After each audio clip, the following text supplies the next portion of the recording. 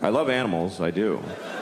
I do. We have a weird relationship to animals. We name them and we play with them and we kill them and we eat them and we stuff them and we draw them. I have a dog. I love my dog, but I don't know my dog. We've never had a conversation, not one time. I talk and she just hears shutting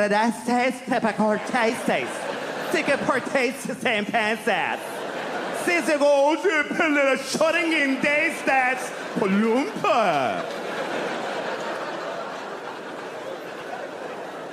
She looks at me and I'm like, yes. She's like, what? You don't know what the fuck I'm thinking. Fuck you. I don't know this bitch. I have no idea what she's thinking. I really wish I did. I wish I knew what she was thinking. It's my biggest wish maybe in life is that I knew, because I know she has thoughts. I know she does. There's no way she's just like, dog. There's stuff going on in here. I've seen it. You ever watch your dog make a decision? You ever watch your dog just walk in the room and then look around like...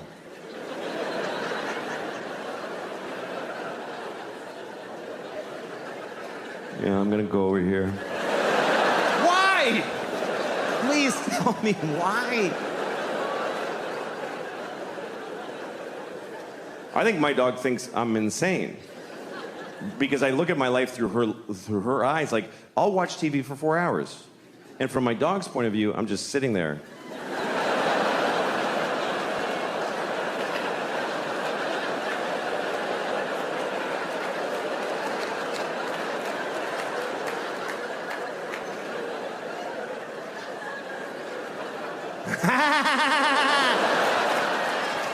Why the f*** is he laughing? What happened?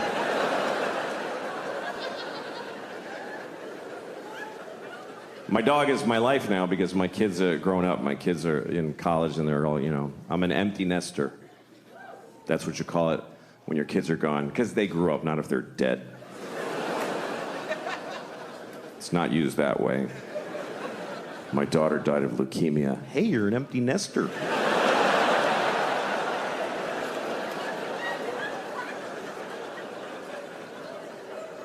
I miss it. I miss having little kids. I think about it all the time. I think about it maybe adopting, you know? I could adopt a baby from a third world country. That's a good thing to do, because you can just leave them outside. You don't have to...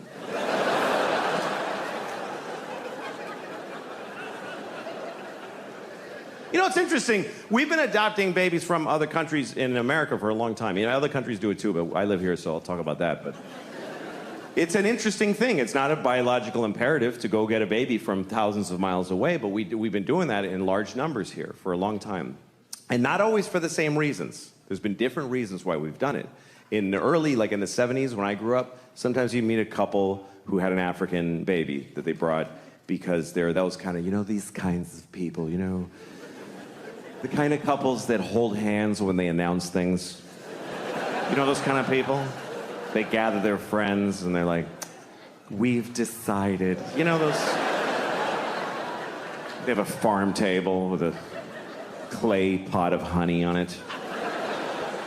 And their apple juice is cloudy. You know what I'm talking about?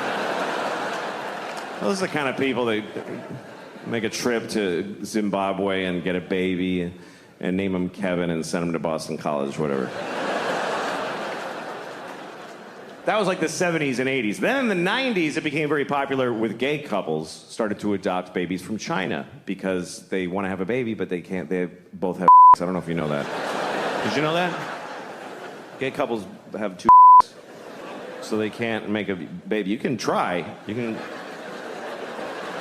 It's really hard.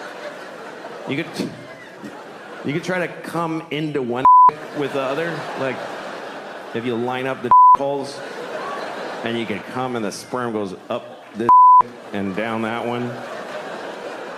And then the sperm gets to the balls and they're like, wait, what the Did we turn around? Because we're in the balls again.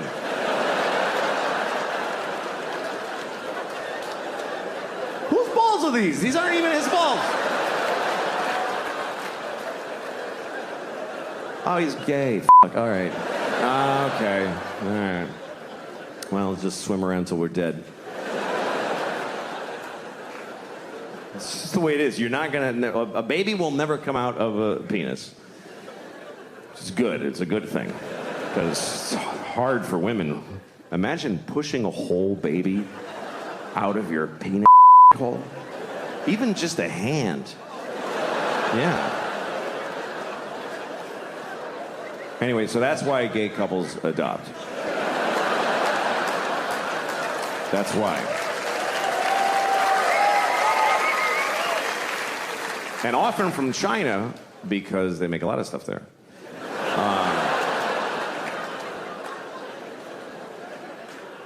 So that was that. That was the gay couples were adopting Chinese babies because they couldn't have babies, and then a lot of other couples started doing it more around the turn of the century. I used to live in Hollywood, which is a pretty awful place, and everybody there gets Chinese babies. It's very popular. They go and it's not because they can't have babies, and it's not because they're trying to help somebody from far away. It's because they're just busy. They're busy. They want to have a baby, but they don't want to have a baby. You know what I mean? That thing where you can't have your baby and eat it too, or whatever. I don't know how that works. They don't want to get pregnant, is the point. So they go to China. They don't even go to China. They go to the airport, and somebody from China meets them, gives them a baby. It's true. They just take it home, and then they get a Jamaican nanny to watch their Chinese baby. And they go to cocktail parties. We have a Chinese baby. It's amazing. And meanwhile, the Chinese baby and the Jamaican nanny are just alone looking at each other like, what are we doing? What is this? Why can't either of us see our families? Why? What the is the point of this? Those are life-decimating moments. They are. When you're. I was in 4th grade and I had my pants were always split at the crotch because my mother shopped at King's Department Store, which isn't even a store anymore. King's Department Store. Wow. And so my pants were always split at the crotch, and I was in 4th grade, eating snack time, and I had a boner, and I wasn't aware of it. Just this little pin pushing my undies through the hole in my crotch. And I'm just unaware of it. And this girl, Jill Cassavan, who was the sweet, like she was the one I wanted, she pointed at my crotch and went, eh, and the whole class pointed and went, eh. Oh, God, that's a hard one to live down. That moment is me. That's who I am. That guy. Defined my whole life has been regret of that moment. That's right up there with the guy that throws up or the girl that throws up in the cafeteria. No, that's you. That's you then. I mean, even when I'm watching my daughter being born, the whole time I'm thinking, oh, that was awful when my boner was sticking up. In the 3rd grade. That's how awful those moments are. Wow. Self-hate. They carry on with you, your whole life. Yeah. Mine's a little different than that, but Yeah, well. One friend walks in and catches you doing something to another friend, Laughs all around. A lot of laughs. You're living a great dream of a life. Yeah. Everybody is right now. It's a great time to be alive. It is a great time to be alive. It's just this big take for granted. Yeah. The whole bank thing is hilarious. Yeah, the bank thing, because we forget how hard it was to have. And you would have to figure out, well, all right, it's a 3-day weekend. Is this going to be enough money for the whole week? You have to figure that crap out. Yeah, because you couldn't take all your money out. Right. And you had to go, well, if I have more fun than I'm planning, I'm going to be screwed. Sure. And you'd actually have to stop doing stuff if you ran out of money. There wasn't this You'd be out of money. Yep. This constant And you'd be flow. so bummed because you're like, the banks don't even open till most cases Tuesday. I got no money. What am I going to do? Yeah. You had to often just sit in a chair or in a car and just look around you and go, well, I can't do nothing right now. There's nobody to talk to. I'm not at a phone. And I'm just a person. Leaving your house was like going west. Yeah. Seriously, you left your house and you were just out of touch with everybody. You didn't know what was You hoped that the people you said, well, meet me at this bar at 5:30 are going to show up or whatnot. That's you when could check up on anybody. This stuff is great. This technology is great. And I've read like comments on YouTube where people say that this guy's a primitivist. This word that means that you hate technology. You're a primitivist. Yes, that's not the point. The point isn't that technology is bad for us. The point is that it's as good as it is, and people have to stop. People are so miserable. People spend so many hours pouring over their products and then throwing it away and buying another one. Like, it's so far from the basis of, like, being a human being, which is like, I'm going to freeze this winter if I don't make money and buy these certain things. Right. Like, it used to be you worked at a button factory and then you took your button money and you bought some lard and bread for your kids, and then you save a little money so you could buy your kid one wooden toy at Christmas. But now the toy is an exploding robot that gives you an enema, and and you buy it for your kid before you buy food. Yeah, that's the first thing, and you buy one for you, and then you go, this thing sucks, and you get mad at it, you throw it away and buy another one. Mm-hmm. And there's this incurable, there's just this misery everywhere. People are miserable. Very few Americans are, like, content. The phone? Absolutely right, man. I'm just agreeing with it. Yeah, the phone thing is really funny, too, because you also forget that people would call your house and no one's there. And they couldn't leave a message. No, what if they had something really important? You have to, like, sync up now for that important info. Whole friendships that wouldn't exist without the ability to connect that much. Because you'd call somebody, and the phone would ring with a dog looking at it for a few minutes. And then in the room the phone is in. Like, there was a room that the phone lived in. Yeah, it was away from the TV. Phone. It was the phone. You called it the phone. When was the last time you said, who's on the phone? Somebody's on his phone, and somebody's on my phone. And you would know, based on who you called, how many rings before you realized they weren't home. Like some people, 2 rings. If that thing wasn't up, it's like, 3rd ring, I don't think he's home. But then, like, grandma, 10 rings. Yeah, you picture her the sliding door. Oh, she's got to get, feebly walk somewhere. Yeah. But there was the rule of thumb where you were supposed to let it ring 10 times before you hung up and realized, I have no contact with this person. No contact. There's no way I can have contact with this person. You didn't even occur to you to think they don't know that I called. Yeah. That didn't even occur to you. They'll never know that I called if something happens. Yeah. And they may call me and I may not be here. That's probably what's going to happen. Yeah. People would just, people, there weren't even answering machines. I remember a time when answering machines were fancy. That was a fancy thing to have an answering machine. Yeah. Before that, people would just go home. Only Mannix and Cannon had answering machines. Because they were running business. Rockford. Rockford. Hello, this is Jim Rockford. This song would start. Yeah. But for most people, it was just somebody might contact you if it's just weird to think of that now. Yeah. The one thing you said that was very funny was the sparks inside. Yeah, like there were. No, it was a copper coil. If you took apart a phone, which I did often, it was a copper coil that you made sparks and it went down a copper wire, literally a copper wire from your house to the other person you're talking to. Like cups with a string. You didn't buy a phone at the store. No, we rented our phone. Into the wall. It was Bell Telephone, property of Bell Telephone. It was hardwired into your wall. Yeah. So when you moved in, that phone was sitting there. Yes, and when you didn't pay the bill, which my mom often would run out of money and not pay the bill, they would come and take the actual phone out. They'd take the phone. The phone would go into a truck full of ugly, dirty phones in a pile like Auschwitz, just all laying with their cords tangled together in a big pile. Dice did a bit about the old phones. The rings? The ring, and how heavy they were. Yeah, and how you could just beat somebody with them. Now you can't beat someone with your cell phone. Just the receiver, you could beat somebody to death with your receiver. Just the receiver, it was a weapon. Yeah. Your phone was a weapon. It was made of this Bakelite plastic. Yeah, well, completely unbreakable. Yeah. You could not break your phone. No, not at all. Although that cord would constantly, the worse you stretched it, the longer and more unwieldy it got. Then it was a Garrett. It was another one. Yeah, it's a Garrett. You could choke it because that thing would never snap. No. You could break a lot of stuff with that long phone cord. You'd pull it into a bedroom and slam the door on the cord to get your privacy. The thing is, the things people are impatient about, too. It's like a guy standing on a street corner, furious because it's taking a little while to load a picture of Axl Rose on his phone for him to look at for a second to remember what the guy looked like for a second. Oh my God! To look at fat Axl Rose now. Yeah. What's he look like now? I took out. It's taking too long. I took out half of Anthony's ex-mother-in-law's house with the long phone cord. With the long phone cord she used to have.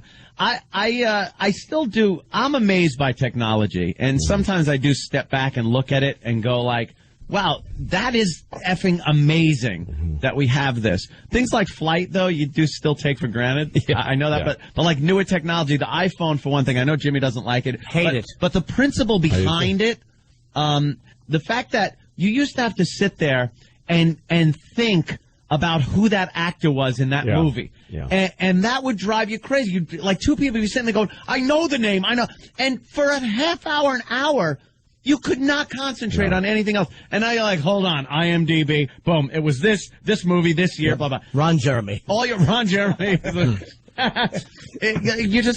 You have answers at your fingertips now. I have an iPhone which I don't even use because I like my BlackBerry. That's jackass I am. Like I've got the two leading machines, and the iPhone is for when my BlackBerry breaks because I throw it around a lot. So I was at my mother's house and I was about my iPhone. I go, yeah, I got one, but it's like, and she goes, what does that even do? She didn't even understand any facet of it. My mother's a computer programmer, but oh my God. But punch cards? Yes, she used punch cards. She had ENIAC, but consumer products. She doesn't know anything about those, and so she said, "What is that? What's the big deal with it?" And I show it to her, and I just start running her through what iPhones do. Yeah. And like I said, think of any song you've ever heard, and for some reason she said "Footloose." I don't know why my mom. and I just go click click click foot, and I'm just playing it. Like instantly, and she was like, "What?" And then I said, "Think of anything that's ever happened, like literally, just anything in history." So she thought of the most. She said, "Well, I was thinking yesterday about when Martin Luther King was assassinated, and Robert Kennedy was making a speech in the moment that he was shot, and he got told during the speech. So he announced to a bunch of black people that he was speaking to. He announced to them that Martin Luther King was shot, and it was a really dramatic moment. And I just go." I go on YouTube on my iPhone, RFK, MLK shot, and in seconds we're listening to that speech. And my mother was it was one of those things where she just didn't, she was like, where am I? What is this? Did she try to kill you? Happened to the Wizard! Wizard! Like Carrie's mother in the closet. Pray together, we'll pray! That is, I did pretty much the same thing at my mother and Sal's house with the iPhone. I was showing them things, you just pop on, because my mother's just a movie buff. Yeah. So I go to IMDb. And she's like, I don't need that. I have my Leonard Maltin book. And she's got this book that she gets every year. Yes. It's Leonard Maltin's book. Yes. And it's just got everything you could get on IMDb in a second in this 8,000-page gigantic book. Yeah. I'm like, Mom, but it doesn't have Dane Cook's works in progress. Yeah, exactly. Yeah, that's what I mean. In production. Like, and you could cross-reference actors in the same movie, so you could see if they were in the same movie together. Leonard Maltin book. All right, Mom, whatever. All right, let's take a break. So, when my grandparents lived in Mexico City, the dirty country that I'm from, and my grandfather, when he was like 94, he was pretty much totally deaf, and he had this big backed chair that he sat in that had its back to the front door of their house. And one day, these guys, banditos broke into the house with guns. And my grandmother, who was just the toughest woman, she just screamed, "Don't move!" at the guys with guns. And like she said, she tried to look calm and said, "My husband is deaf and he's 95. If he sees you, he's going to have a heart attack and die. And this is going to be murder. Stay where you are, and I'll get you whatever you're asking for." Like, she made the guy stay behind him. Like it's trick or treat. Yes, exactly. Wait here at the door, I'll go get you. I'll get whatever you need, but do not let him see you because he'll die, and then you're going to be murderers. And these guys were just confused, and they said, okay. And so they're like, well, let's see some jewelry. So she went up and chose some crap and brought it down to them and stuff. And my uncle was there, too, and so they said, we want his car. They had guns. They're like, we're going to kill you. Yeah, but stay behind him, please. Oh, okay, we will. And they gave him, so they got him jewelry, and they wanted a car, so my uncle gave him the keys to his car, and they went outside and couldn't start it, so he had to come out and help them. He had to jump start their car. Oh, God, what, Mexicans? Oh, is that? Okay. Yes. We really have to take another break. All right, we'll give you the long form. There was this politician douche that was trying to do something with beer in Alabama. They were trying to import, I think, a higher alcohol content beer, and for some reason they were trying to block it. Yeah, and he just really didn't have much of an argument. They wanted to keep the alcohol level down in the beers. Right. They didn't want to bring it up. They didn't want like the German imports or the Canadian. He wanted to just stick with American beer, so he posed a question to them. So it was 20 seconds, and now he's doing a press conference, and this is what this dope says. Yeah, what's wrong with the beer we got? I mean, the beer we got drank pretty good, don't it? I ain't never heard nobody complain about the beer we have. It drank pretty good. Budweiser, What's the name of some of them other beers? Budweiser and what else? Miller? Miller? Coors? It drank pretty good, don't it?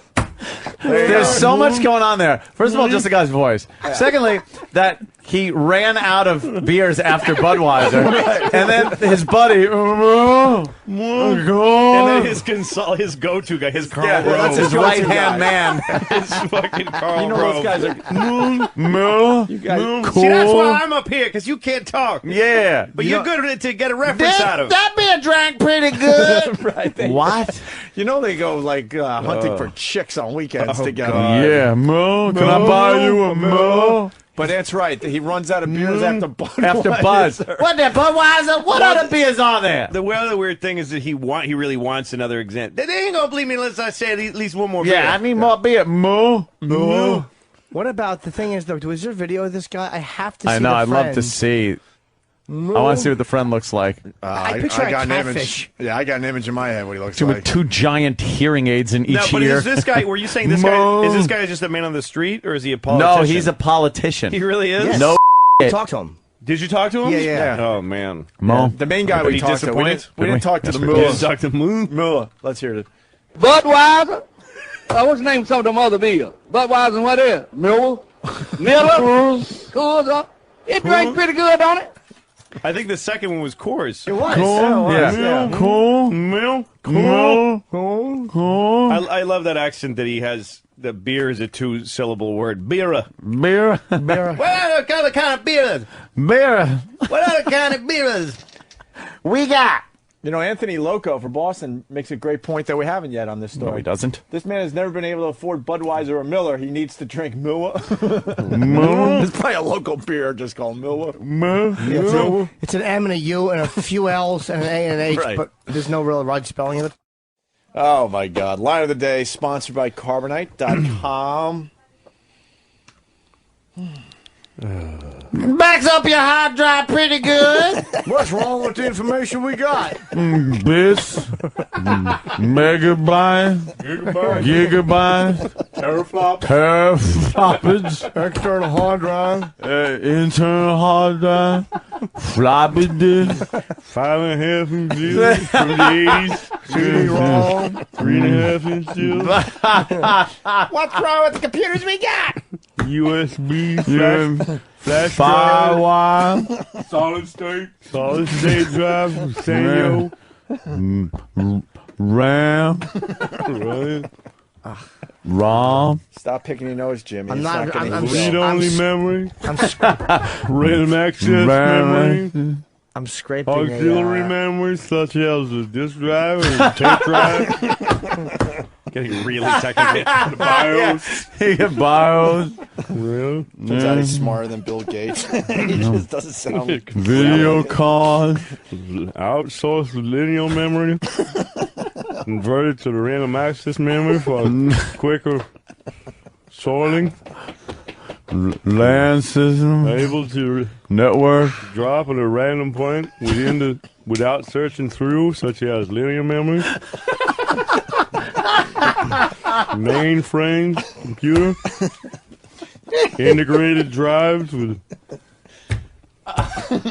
synchronized readers. My mother's in computers. I happen to know like this. That's good. See? What's wrong with that? False generation computer languages. Any language code. That's gonna. We are gonna fucking Binary kill code. that bitch. Dude, it's all we were doing at over the weekend at the house. It's pretty good. all we were How about you doing. start bringing someone Integrated in? Was that- solenoid circuits. It's just not funny to just say that you were doing it. Yeah, but Someone how has about to do it, so now You bring some of that Oh, it's so chateau funny. shenanigans to the Chateau shenanigans. to the radio show. Shenanigans. Oh, okay. I'm saying, it's That not makes sense. bad. I should have told you it's not that bad. No, it's All right, I'm just letting you know.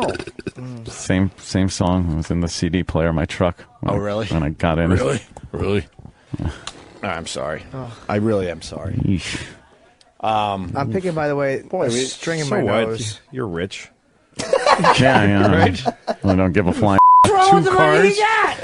$1. It's been pretty good. $5 bill. $10 bill. Cars, young girl, Diversified investments. Zeros. Cougar, gold bullion coins, guns, platinum fuchsias. 20-year-old. And you're looking at me. That was the joke. Bury your own self pretty good. I didn't bury anything. You bury yourself pretty good. Bury my dick. I'll bet you do. What a trooper. All right, let's get back to line of the day. Fat cock of yours. God, they must clamor for it. Clamor. Yeah, this is a clamor. They must hitting fight fucking for it. pots together. That's a clamor, It's isn't my it? turn to be filled. Either you're trying to scare a bear away, or you're trying to get Anthony's cock into your. I want to be filled to the brim. Oh, shit. How come I can't hurt like you hurt? Oh my God. Can we do line of the day? Pretty good. Plastic surgery, vaginal tightening, stitches. It's gonna be. Just start doing it tomorrow. No explanation. God damn. That's how we start the show tomorrow. I do have one more question. Oh, okay. He's because we got to get him out of here. What would be your advice to any young filmmakers or comics who have to deal with the social media content cycle? Talk directly to Homeless Pimp. This is a question Social media content cycle? Yeah, like you're forced to post to be relevant in the algorithm. That's not true. You don't think so? No. You think you have to. Right. It looks like a road to success, but maybe it is for some people. You understand what you're doing with this algorithm is you're trying to get the attention of an artificial brain. It's a really weird endeavor, is to obsess about what will this. An algorithm is if I understand correctly, it's an equation.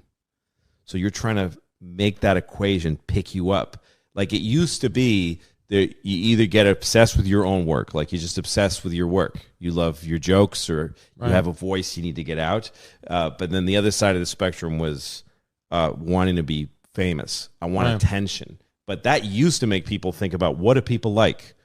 What do people laugh at? What's appealing? Right. And looking at humans and looking at audiences and going, how can I make them get me? Or things like, how can I get the gatekeepers to give me a shot? These were obsessions. Mm-hmm. But now this abstract thing of like, how do I fit? How do I get this artificial brain to spread me to people that don't give a shit? If I, the way it used to work is if you do something worthwhile, somebody might see it and share it with a friend. Like clickbait is old fashioned now. Clickbait is kind of Clickbait used to be something that'll get people interested and make people share things. Right. But they're not interested in humans sharing anymore. It's about literally fitting some weird, either because you are saying something, either because you're saying something popular that's in those 4 subjects, or and not cursing. All the things people are doing to stay out of the algorithm are weirdly self-sanitizing and sick things to be doing with your work. Yeah, it's true. It's the worst thing you could be doing right now, is trying to follow the algorithm, trying to be as much like other people in the algorithm as you can be, and trying to shave away any part of you that might not fit in the keyhole. That's a sick up thing to do, because the target isn't even a human being. It's not even audiences. It's just it's a computer. It's taking part in something that's really sick. If you go against it and you just don't give a shit and you just keep doing your thing, you live or die by it. Yeah. You spend your whole life trying to get post. Listen to what you're saying. Forced to post. That's a crazy thing. Yeah. And the amount of money that's being made by those companies because you just believe that you are a slave to that. There's no other way. And I saw another comedian and the club told me, the club looks at your follower numbers, or else they won't book you. Well, my advice to a comic recently who was saying that, like, I need to get the numbers up so that I can headline. If you call a club and they go, "What's your Instagram?" You guys I don't have one. They'll go, "Excuse me?" Yeah. I don't have Twitter and none of that. What? Yeah. I could, send you a tape, or I got a YouTube video, something like that. Yeah. All right, I'll watch it. I think I made the point. It's just, I think it's a waste of time. Yeah. Well, I think I actually, that's great advice, because like we are all like subconsciously, like, you know, the era that I'm coming up in, you think that we feel, I was like, oh, everyone's doing crowd work clips. We got to post crowd work clips. Yeah. But we have, I mean, for the most part, I think not really. We've been shadow banned. We're still shadow banned, but we just don't care. I have somebody who does an Instagram for me. I've got an official Instagram, and somebody sends out clips from my series that's on my website. Louis is on my website now exclusively. Right. So I wanted to draw attention to it. So we have clips from the website and my specials. It just goes out, just clips from the work.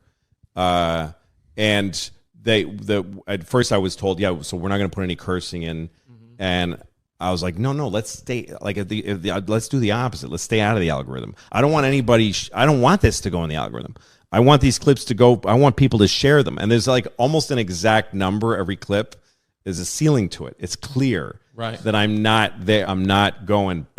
Right. I'm being shared by the same amount of people every time, and I'm okay with that. Yeah. If you're up and coming, it makes life harder. But this is a hard thing to do. It's hard to. At what price do you want to? You don't think it'll impact comedy overall if everyone subscribes to these new rules? To what new rules? Being forced to post and I think it hurts comedy. I know it does. Young comics are. I mean, there's a stagnation in comedy. You always see new guys come up, and you see people getting better. I see it. That there are a lot. It's grinding to a slow crawl now. Folks aren't getting. I've seen people that I saw getting funnier stop getting funnier. Interesting. And I've seen some of the newer comedians. They just become more interested in this. And keeping this going because they get big enough that this gets huge, and then they get lured. There's comedians that got big, and I'm like, I love comedy, so I get excited. We just quietly watch them go. That's a new voice, but then they get so big that this blows up, and then they go like this, and they're not doing the jokes. They're not getting better anymore. They're not obsessed with the jokes anymore. They're just getting bathed in the sunshine of this thing now. It's like the other side of it from young comics who just can't quite get there. When this blows up, how do we stop that though? What's going to happen? Well, you got to stay. I just think that this is not. It's not good for comics. Should be starved for attention and should just be feeling alone. And also, all you should be thinking about is your work. All you should be thinking about is what you say to the audience, no matter how many. If it's 20. At an open mic or 100 at the cellar or wherever you are, because that's the only thing that's going to make you look back at your life and be happy with it.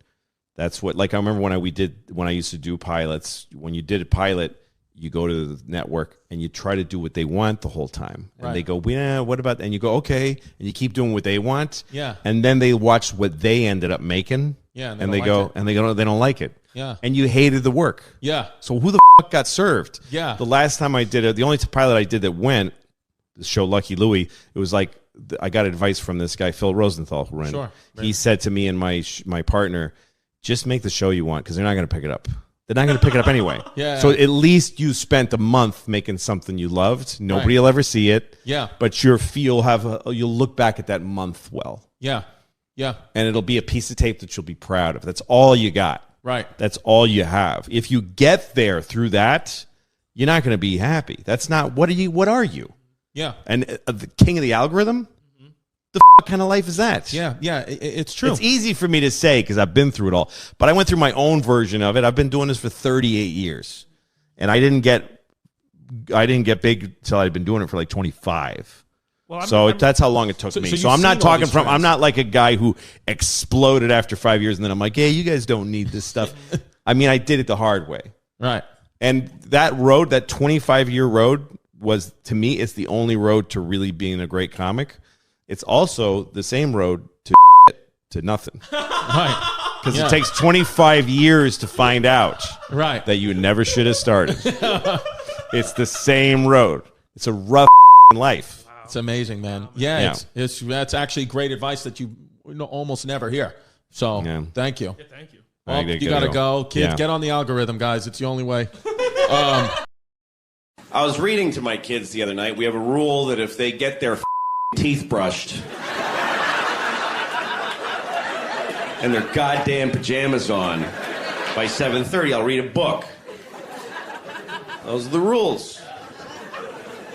I'm always glad when they get ready because I like to read to them.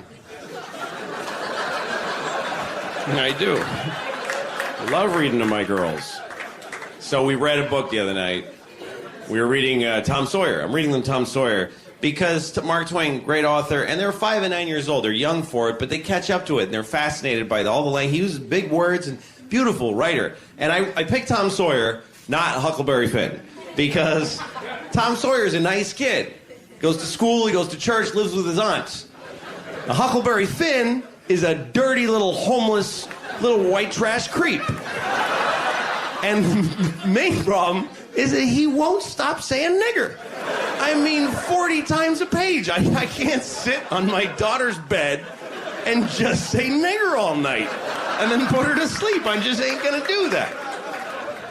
Anyway, I'm reading him Tom Sawyer, and it's a real nice book, but then all of a sudden he runs into Huckleberry Finn on the street. And then Tom saw his friend Huck Finn. I'm like, oh, God, okay. All right, let's take it easy here, fellas. Let's just have a nice, quiet conversation here.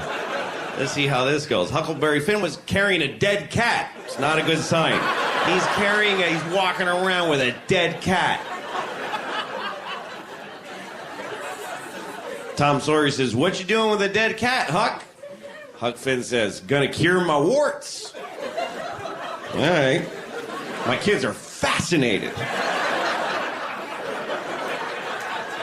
Who told you could cure warts with a dead cat? Well, Tom Wilson did it. He learned it from Jack Johnson, who learned it from some nigger down the street. Oh, all right, girls, listen. Here's the thing. America... People would say this word, and it's not a good word, and I don't know why. I'm sounding like Bill Cosby right now. But people used to say this word, and this is not a nice word to say. And so we remembered. I told the girls, you know, these boys are racists.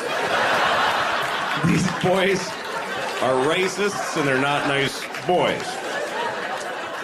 I think we can still enjoy the stories about the fishing and the trading, and it's weird, man. There's that's part of our history, and we have to know it's there. And how do you cope with in your past that's bad? Like, how do you try to feel like a good country when you've done things as an entire nation? How do you take your past and still feel good? You know, like when I was 8 years old, I showed my penis to a girl with Down syndrome that lived down the street. And I gotta walk around living with that every day. I gotta wake up as that guy. I was 8. If I did it yesterday, it would be considered a lot worse. But I'm still the dude that did that.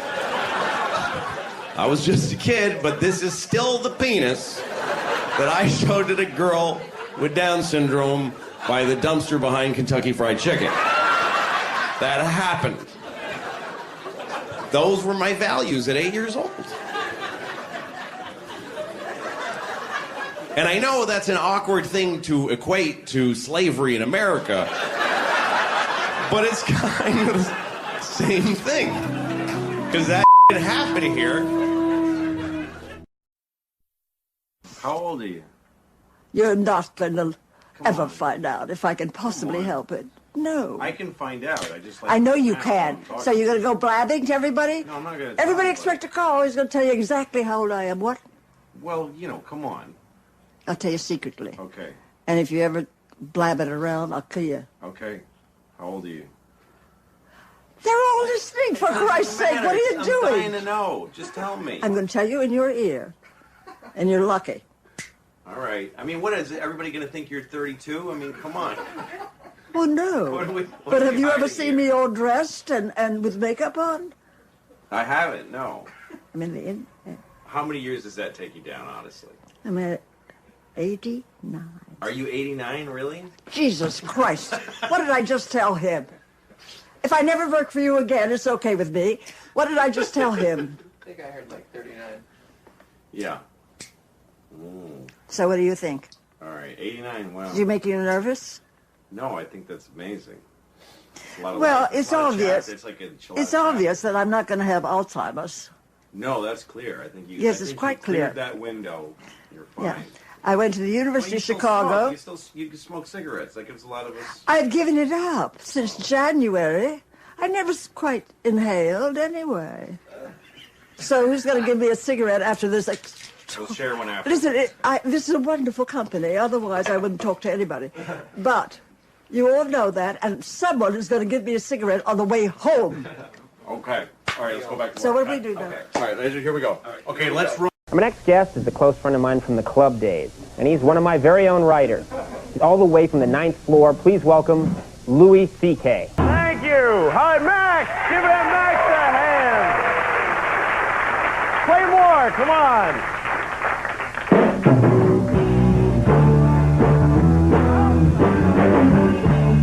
Hi, how's everybody doing? All right? My favorite song. Nice to be here. My name's Louis. I live in New York. I like New York because this is the only city where you actually have to say things like, hey, that's mine, don't pee on that.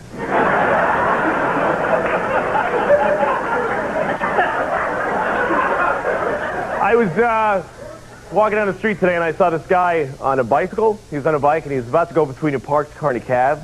He was like, only that much space. And I could also see the woman in the cab was about to open the door. And he was going to get nailed, you know? And I wanted to yell something, but it was like too much to yell in too little time. Because it was happening so fast, and I couldn't yell, hey! She's going to open the door of that cab and going to get hit on the bike and go flying and get hurt. I couldn't fit it all in there. I just ended up yelling out, bad thing! And, I guess I wasn't specific enough, because he's dead. But, he's a dead guy. So... Then I saw a friend of mine, right? I saw this friend of mine, and he waved to me from across the street. And I wanted to wave back, but I was eating a peach. And I had a newspaper in the other hand, you know, so I just waved the peach at him. I felt like I was going, look, I have a peach! Look what a fine peach it is. I am very fruitful indeed. You know what surprises me is how often I see people that I know in the city, because there's a lot of people here. You know, but I always see people that I know on the street. I also see a lot of people that I don't know. But I usually take that in stride, you know? But you ever see somebody that you don't know again?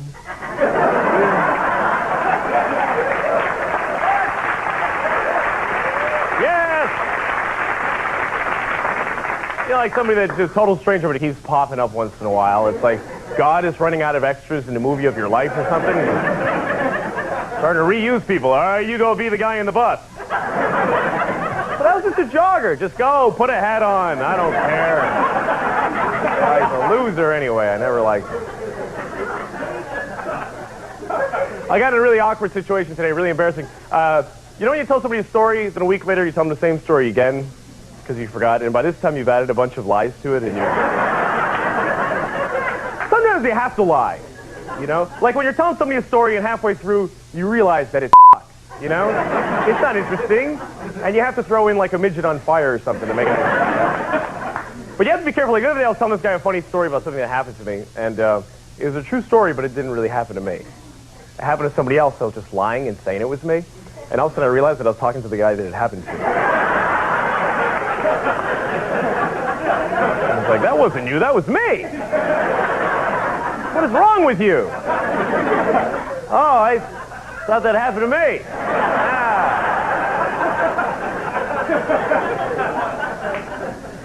I always get in embarrassing situations in public, like when you get in an elevator and you go to press your floor button and it's already been pressed by somebody else. Yeah, that's one of those moments where you use that voice where you don't actually make words. You know, in public you go, nice dude.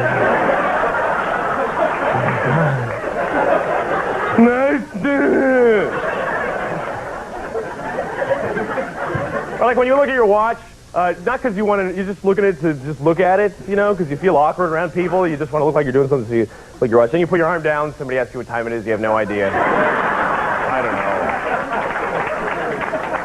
I didn't read it, I just looked at it.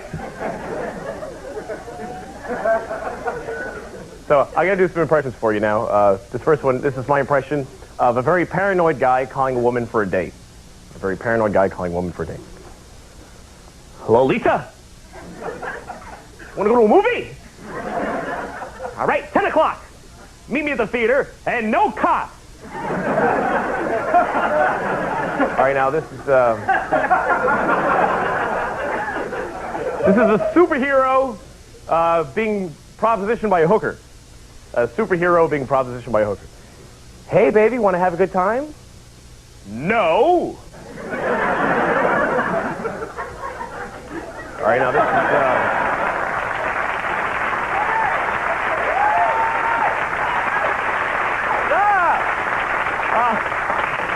All right, this is okay. This is a good time to be doing this. You ever wear a bathing suit because you ran out of clean underwear? All right. Anyway, I'm running out of time. I gotta do this really quick.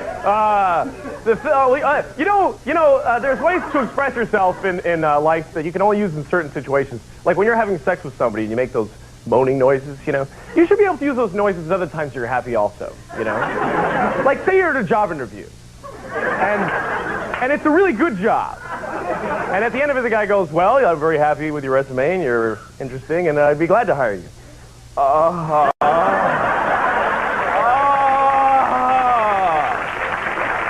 see you Monday. Thanks a lot. All right, thank you. Louis C.K. We'll be right back.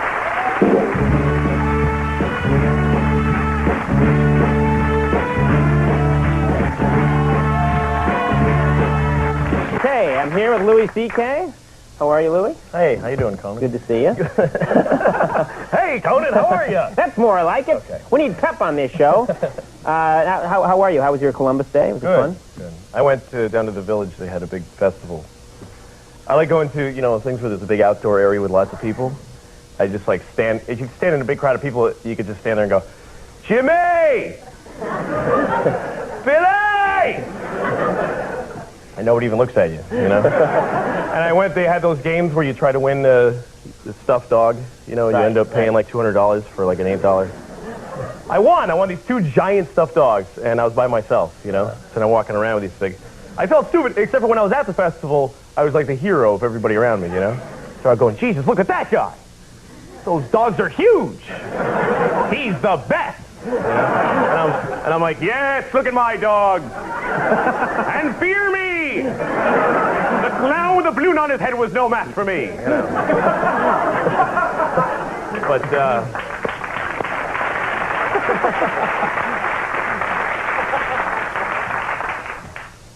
but then when you get farther away from the festival, people start going, what's with the idiot with the giant dog?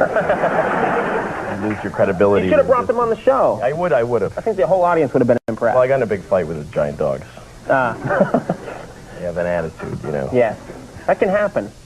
All right, well, I'm afraid we're out of time. Louis, thank you very much. Ladies and gentlemen, Louis C.K., thank you very much. And where are you going to be really quickly?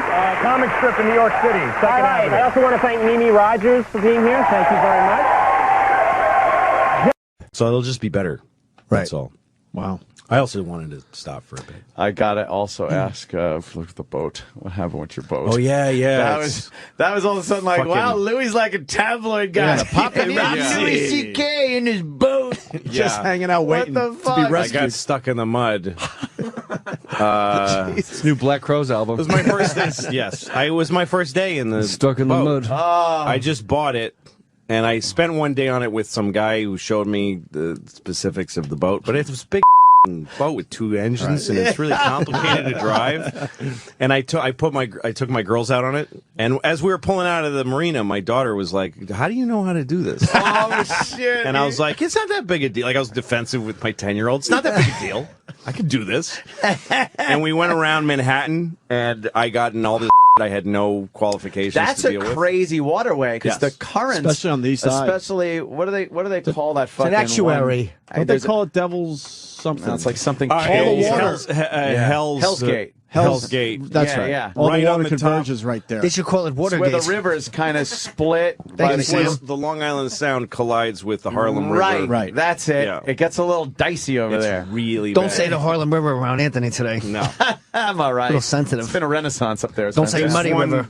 moment when we were in that cauldron and we just smashed, like the boat felt like it was coming apart, and my 7-year-old screamed, and her sister held her eyes, like closing them. It was like it was really stressful. Were you But then panicking? Then we get no. I mean, it's nervy, but it was making that smack sound on the water. The bow goes like bam. It was really bad. It's where a the Harlem bang. River meets Yeah. The Long Island Sound. The Long Island Sound, It the East swirls in River, such the a Harlem way River. you've never seen before. Yeah. It's crazy Yeah, it's to go all, through and that you area. get whirlpools. Like up by Yankee You get all kinds of like No, lumber. on the east side. It's Not fucking far lumber from Yankee floating around Stadium. Not far from there. Oh, yeah, well, it is. Yeah, That is Yankee east Stadium's side. on the east side. It's It's south crazy of there. to navigate that. It's yeah. just north of Roosevelt Island. Yeah. Right, correct. And are you thinking I just want somebody who knows how to do this here right now with me?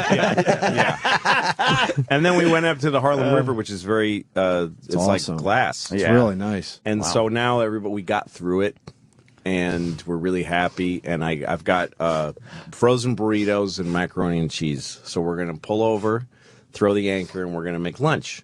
And so I find this little cove, this sweet little cove. It's nice. And In Harlem? there's people in a park next to it, and it's just a nice place. So I pull in there, and the boat just stops moving all of a sudden.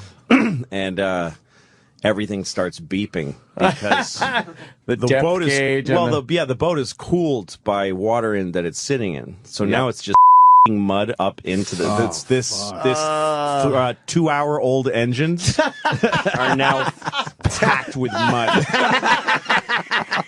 And I just shut everything off because I know everything's overheating. Oh man! And my daughters go, "What's going on?" And I turned to them and I said, "You need not to ask me any questions for a little while." Oh shit! Yeah. And the park ranger calls over to me from the shore, and he says, "You ain't going anywhere. It's low tide. You're going to be stuck there for a long time." And I'm like, no, it's all right. It's all right. I'm trying not to let my daughters hear this. And I call the Coast Guard, whatever, the Channel 16. I'm like, anybody can tow me out of here. And these cops show up on the boat. And they're like 50 yards away, and they're not going to come anywhere near me. No. And they said, "Yeah, you're going to have to wait till Like you're high tide." infectious. Yeah, it's around 1 o'clock, and I'm on the radio with the cops, and they go, "You're going to have to wait till high tide."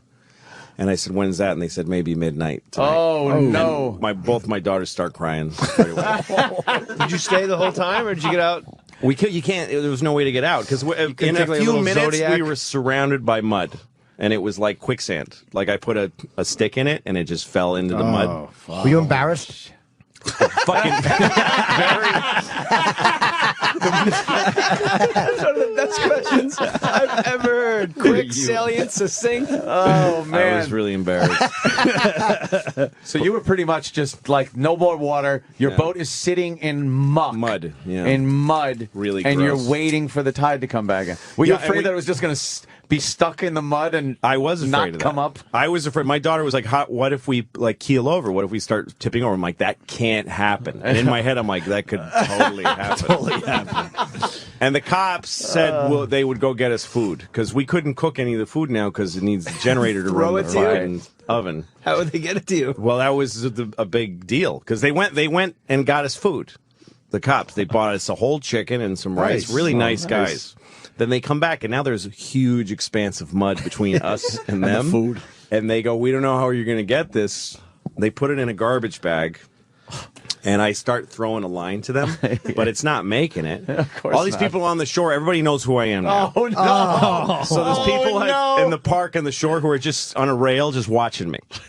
And I'm throwing this, I've tied a pot to the rope, and I throw it, and it gets about halfway there, and I'm pull it back, and I'm covered in mud. Because every time the rope comes back, it's totally covered in mud, and I have to get the mud off so it's not heavy.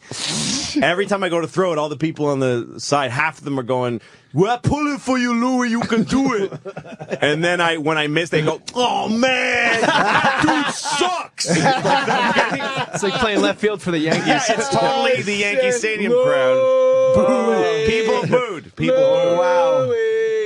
And I couldn't get it. So finally, the cops pulled over a guy who was fishing, and they used his rod to throw me a line. Cast a line. They cast a weight over Oh, to me. nice. So you're able to I tie tied that. it to a rope. Right. They pulled, and then I had to pull dinner onto the boat. I was so soaked in mud and sweat. Totally. Then it was chicken mole after that. That's right. Had your kids calmed down by that point? They were great. My kids were amazing. Yeah. Then what happens at midnight? We waited and waited. Once in a while, like it started raining a little bit, and I heard from the darkness in the park, some kid go, "Hey, Louis C.K., it's raining out now." This is crazy.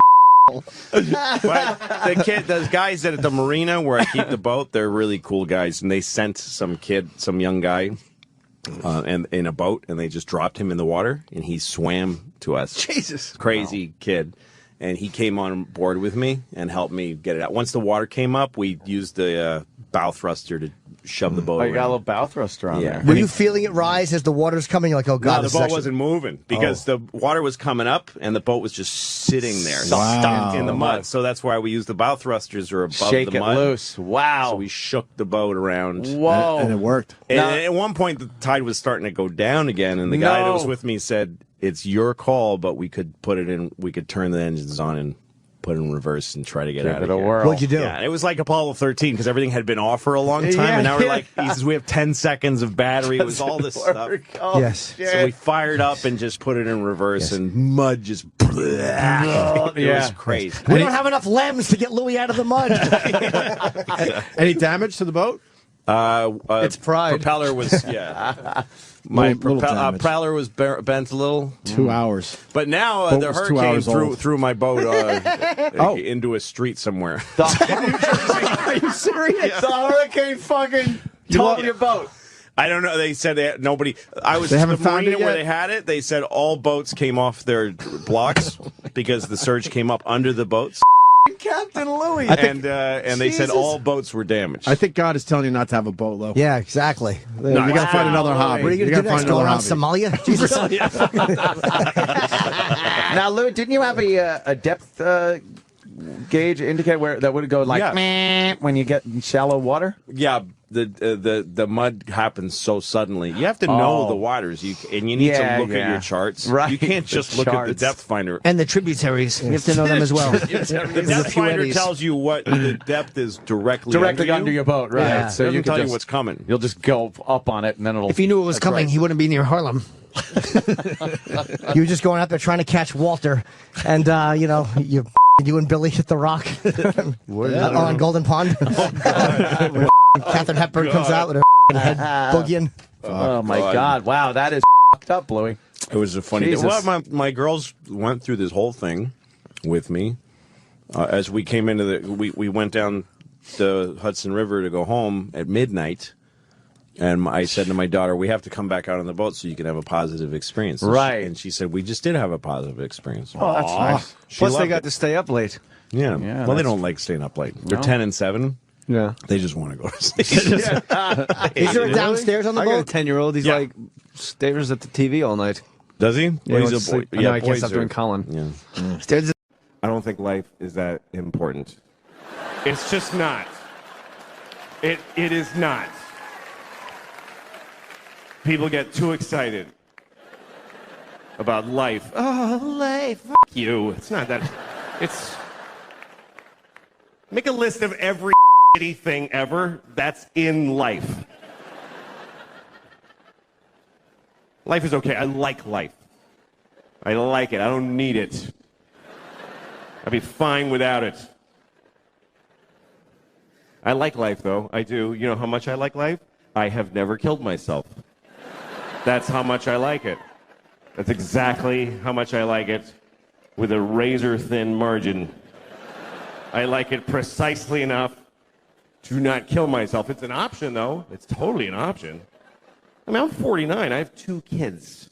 I've flipped through the brochure a few times. I've thought of killing myself just to win an argument. You're not supposed to talk about suicide. Even to your shrink. You ever go to a shrink and they're like, have you had thoughts of suicide? And you're like, no, because if I say yes, you'll press a button and folks will run in and hold me, hold him down. But you should be able to talk about it. It's the whole, it's what the whole world is just made of people who didn't kill themselves today. That's who's here. is all of us that went, okay, I'll fucking keep doing it. It's because it's an interesting thing about life. Life can get very difficult, very sad, very upsetting, but you don't have to do it. You really don't have to do it. You don't have to do anything. You never have to do anything because you can kill yourself. If they send you a letter from motor vehicles, you have to come in and, no, I don't. I'll kill myself. You can do that. You can do that once. But you can do it.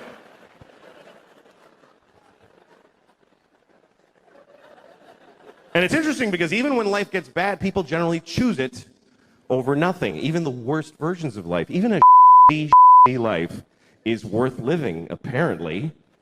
Because folks are living the out of them. You ever seen somebody and you're like, how he should kill himself? Why didn't he not? That dude. You ever been driving and you look at the next car and you're like, oh, I wish I hadn't looked in that car. That was difficult to glance at, let alone being it. Just a guy in a tan car. Nobody chooses tan. Nobody picks tan for their car. They give you tan. Is that mine? Yeah, it's yours, loser. Made it tan. They shouldn't even make tan cars. It's mean to make them. You look over, you see a guy in a tan car with just dents all over it and a garbage bag for a window.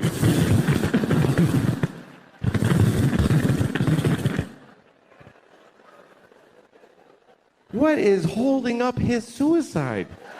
What is delaying it? What is keeping him from stopping being that? And what would it take? What would it take? What would it take? Both windows are garbage bags? Is that?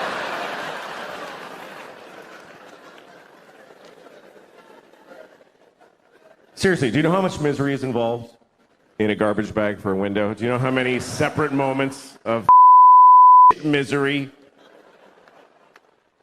I canceled my insurance. Broke my window. Duct tape. Here's the truth. Running away will not solve your problems. That's totally true. But killing yourself solves all your problems. It actually does. It even solves world's problems. For you. What about ISIS? Kill yourself. Then they'll never get you. Seriously, if everybody who's afraid of ISIS kills themselves right now, then ISIS loses. Because they live in a world of people that don't give a shit. We're gonna cut his head off. Okay. It's not fun now.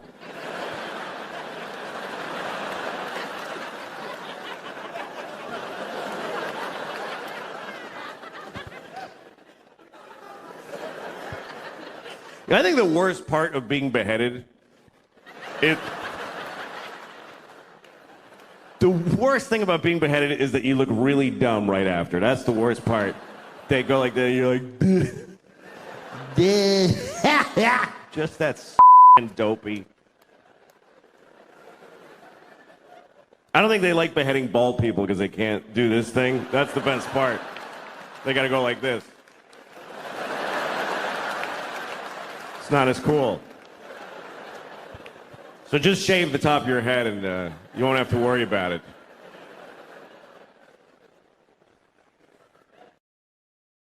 That's not usually my problem. These days my problem is very simple. It's trying to find a place in my house where I can masturbate without somebody bothering me. And that's really difficult.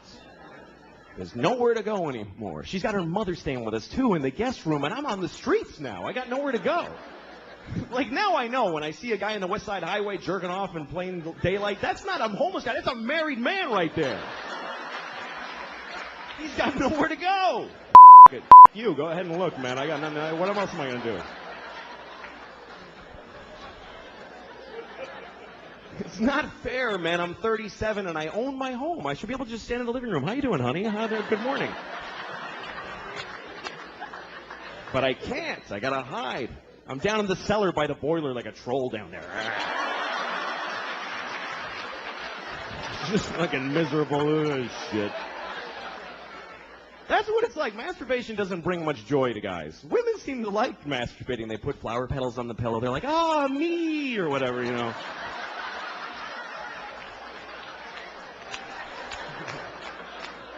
The guys are like, no, fucking God damn it. Sometimes you find ecstasy, but it's followed by the deepest self-hate and depression you've ever felt. It's an amazing drop from way up here to this, like, oh, yeah, what the f*** is wrong with me? God damn it. I gotta get to work. I don't have time for this shit right now.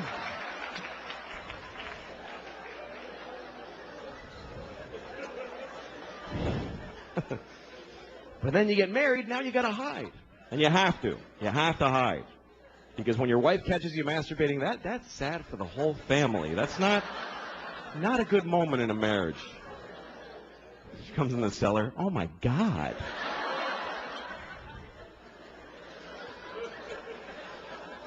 And then she always wants to know about it. She always asks me stuff. My wife's like, well, do you think about me when you're doing that? What are you, high? Why would I do that? What? I can think about anybody. That's magical. Why the would I? I'm married to you. What do women really think their husbands are going, oh, my wife. Oh, yeah, that's hot. Oh, yeah. Picking her up at the airport and getting yelled at. Oh, that's hot. Yeah. Put it in the hamper, not on top, you idiot. Oh, I love when she talks like that. Yeah.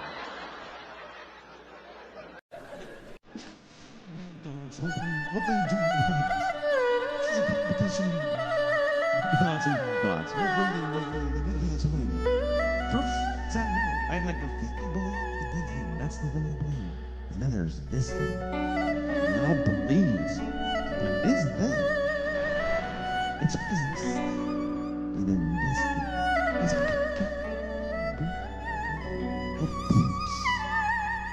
but maybe. I'll give you an example. Okay, like of course, children who have nut allergies need to be protected. Of course. We have to segregate their food from nuts, have their medication available at all times, and anybody who manufactures or serves food needs to be aware of deadly nut allergies. Of course. But maybe, if touching a nut kills you, you're supposed to die.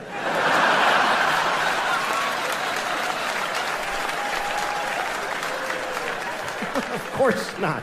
Of course not. Of course not. Jesus. I have a nephew who has that. I'd be devastated if something happened to him. But maybe, if we all just do this for 1 year, we're done with nut allergies forever.